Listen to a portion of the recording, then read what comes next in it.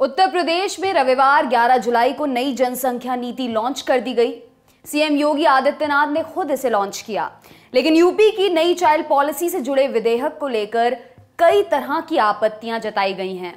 विश्व हिंदू परिषद ने यूपी के जनसंख्या नियंत्रण कानून से जुड़े ड्राफ्ट में बदलाव करने की अपील की है। इस बाबत उसने सोमवार 12 जुलाई को राज्य के विधि आयोग को पत्र भी लिखा है। वीएचपी ने कहा कि उत्तर प्रदेश में एक बच्चा पैदा करने के नियम को इस विधेयक से हटाया जाए। पत्र में वीएचपी के कार्यवाहक अध्यक्ष आलोक कुमार ने कानून को लेकर कई सुझाव दिए हैं। इनमें क्या क्या कहा गया है, ये जानने से पहले इस बिल से जुड़ी खास बातों पर गौर फरमा लेते हैं। उत्तर प्रदेश के राज्य विधि आयोग द्वारा तैयार किए गए इस विधेयक का नाम है UP population control stabilization and welfare act 2021। इस कानून में केवल 2 बच्चे पैदा करने पर जोर दिया गया है। ड्राफ्ट कहता है कि परिवार नियोजन को अपनाने वाले परिवारों को सरकार द्वारा लाभ दिए जाएंगे। उन्हें सरकारी सेवाओं, योजनाओं, नौकरियों आदि में प्राथमिकता दी जाएगी। 2 से ज्यादा बच्चे करने पर सरकारी सुविधाओं से वंचित होना पड़ सकता है। वहीं एक बच्चा पैदा करने वालों को सरकार विशेष सुविधाएं देगी। कानून कहता है, गरीबी रेखा से नीचे वाले परिवार अगर एक बच्चे के पैदा होने के बाद ही नसबंदी करवा लेते हैं तो उन्हें 80,000 रुपए की वित्तीय सहायता दी जाएगी। साथ ही उस इकलौते बच्चे की पूरी पढ़ाई का खर्च और अन्य सुविधाएं सरकार मुहैया कराएगी।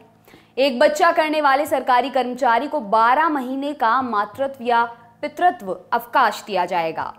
ऐसे कर्मचारियों को मुफ्त स्वास्थ्य और बीमा पॉलिसी मिलेगी आदि। कानून कहता है कि सरकार से मिलने वाला फ्री राशन केवल 4 सदस्यों वाले राशन कार्ड पर ही दिया जाएगा। जो लोग 2 से ज्यादा बच्चे पैदा करेंगे उनकी पंचायती एवं स्थानीय निकाय चुनाव लड़ने की मान्यता समाप्त हो सकती है। सरकारी नौकरियों में आरक्षण और आवेदन की पात्रता भी खत्म की जा सकती है। ये तो हो गई कानून की बात, लेकिन इसके कुछ सेक्शंस पर विश्व हिंदू परिषद ने आपत्ति जताई है।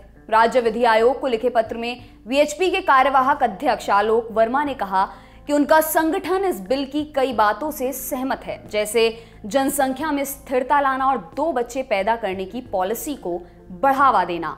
लेकिन विधेयक के सेक्शन 5, सेक्शन 6, सबसेक्शन 2 और 7 का वीएचपी समर्थन नहीं करती। इनमें कहा गया है कि सरकारी कर्मचारी और अन्य लोगों को केवल एक बच्चा पैदा करना चाहिए। विश्व हिंदू परिषद का कहना है कि विधेयक से जुड़ी ये बातें इसके उद्देश्यों से मेल नहीं खाती। इस आधार पर वीएचपी ने ड्राफ्ट में बदलाव करने की अपील की है। हिंदू संगठन ने सुझाव देते हुए कहा कि यूपी सरकार इन सेक्शंस पर फिर से विचार करे। साथ ही टोटल फर्टिलिटी रेट यानी टीएफआर को एक निश्चित समय में 1.7 तक लाने वाली बात को भी विधेयक से हटाया जाए। पत्र में वीएचपी ने लिखा है, किसी समाज में जनसंख्या तब स्थिर होती है जब प्रजनन काल में महिलाओं में बच्चा जनने की औसत संख्या मुश्किल से ही 2 से ऊपर हो। यह जनसंख्या नियंत्रण तब होता है जब टीएफआर 2.1 हो जाए। टीएफआर के स्तर पर औसतन 2 बच्चे पैदा होते हैं और अतिरिक्त 0.1 का मतलब इस संभावना से है कि कुछ बच्चे प्रजनन की आयु तक पहुंचने से पहले ही मर रहे हैं। लिहाजा पॉपुलेशन स्टेबिलिटी के लिए 2 चाइल्ड पॉलिसी सही मानी जाती है। हर महिला के औसतन 2 से कम बच्चे होने से जुड़ी पॉलिसी समय के साथ जनसंख्या में कमी का कारण बनती है। इसके कई नकारात्मक सामाजिक और आर्थिक परिणाम होते हैं। वीएचपी के कार्यवाहक अध्यक्ष ने आगे कहा है, एक सिकुड़ती जनसंख्या में काम करने वालों और उन पर निर्भर रहने वाले लोगों का अनुपात प्रभावित होता है। ऐसे लोगों की संख्या बढ़ जाती है जिनकी देखरेख केवल एक व्यक्ति के जिम्मे होती है। एक्सट्रीम केसेस में देखा गया है कि एक बच्चा पैदा करने की नीति की वजह से ऐसी भी स्थिति आती है कि एक अकेले वयस्क को अपने माता पिता के साथ ग्रैंड पेरेंट्स की भी देखभाल करनी पड़ती है। चीन ने 1980 में 1 चाइल्ड पॉलिसी अपनाई थी। इससे उबरने के लिए उसे उन लोगों को राहत देनी पड़ी जो अपने माता पिता की इकलौती संतान थे। 3 दशकों बाद उसे उस पॉलिसी को पूरी तरह हटाना पड़ा। वहीं उत्तर प्रदेश के संदर्भ में 1 चाइल्ड पॉलिसी को लेकर वीएचपी ने कहा कि इससे राज्य के अलग अलग समुदायों में असंतुलन भी बढ़ेगा।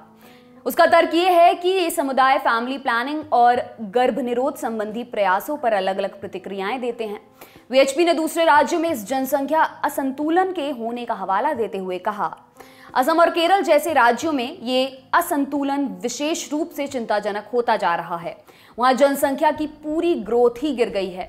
इन दोनों राज्यों में हिंदुओं का TFR 2.1 के रिप्लेसमेंट रेट से काफी नीचे चला गया है, लेकिन मुसलमानों का TFR असम में 3.16 और केरल में 2.33 है।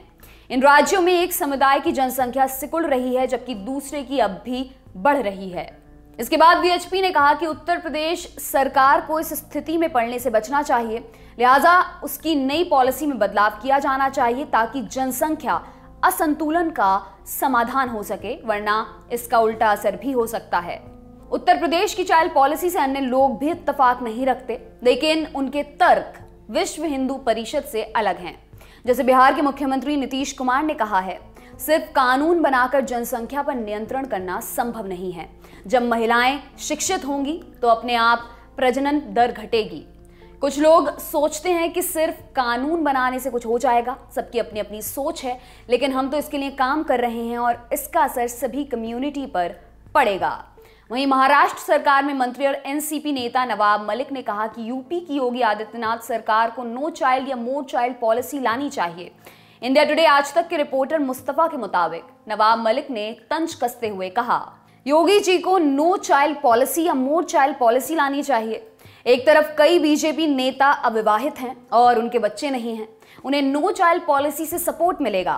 वहीं साक्षी महाराज जैसे बीजेपी नेता हिंदुओं को और बच्चे पैदा करने को कहते हैं।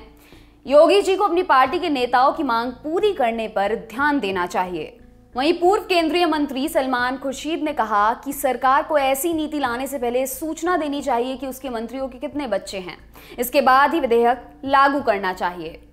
आपके लिए तमाम जानकारी लाए हैं हमारे साथी दुष्यंत। मेरा नाम है दिव्यांशी। देखते रहिए दी लल्लन टॉप। शुक्रिया।